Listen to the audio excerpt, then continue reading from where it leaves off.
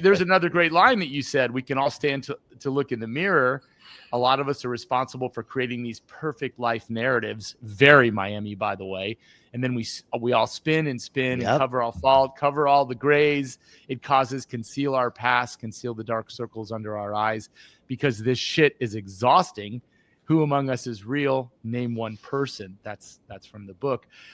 Unpack this for us. That's an incredibly deep line. Yeah, I mean, I'm sure like to some extent that exists everywhere, but it is one of the most exhausting things about Miami. Absolutely. Is that you can't just fucking let yourself go. You can't just show up like with your hair messy and sweatpants. It's, it's a very image obsessed society. And I do think that there's a tremendous amount of artifice externally and internally. That's kind of the norm here.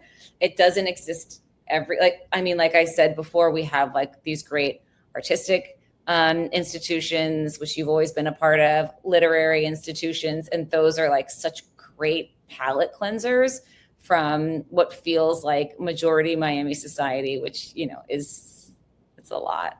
Yeah. And yet the other institutions, you even mentioned it earlier, the institutions of your parents, you don't need to do that. You need to do this. Stu and I both had those parents that said, you don't need to do that. You need to do this. And that's an institution that's very hard for people like us. All three of us on this call have broken that institution. Stu's sitting there in his beautiful place in Costa Rica.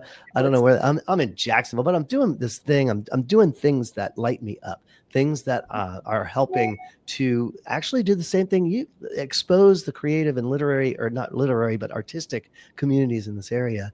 And you are a published novelist. That institution of parenting, or of, hey kid, you need to do this because of that. That's an institution that's hard for many of our friends and cohorts to break. Yeah. And there's pleasure on the other side. How does that feel, Asha? Because when you think back to your folks telling you can't be an English major because you're not going to be able to eat, and you're like, well, that's not exactly right, but that's got to feel good.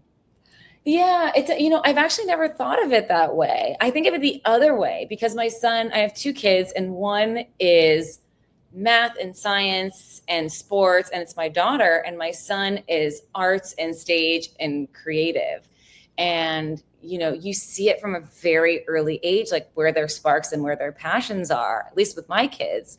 Mm-hmm. And their dad, who I'm not with anymore, but we're good friends, we're aligned on almost everything except that one thing, the issue of like our son's creativity. My son came to me today, and he's 9 years old. He plays guitar, bass, and drums. He does musical theater, and he's on a dance competition team. This kid loves to perform. It's in him. Love it. And we're both very supportive of that. But my son came up to me today and he said, Mom, I don't know if I should be a musician when I grow up because I'm not going to make enough money. And of course, like, boo. And I said, he's like, dad thinks that I should focus on business and keep music as a hobby. And I was like, maybe that's something you want to do, but maybe not, because when you're so passionate and you are talented, you can achieve anything. It's really, it's up to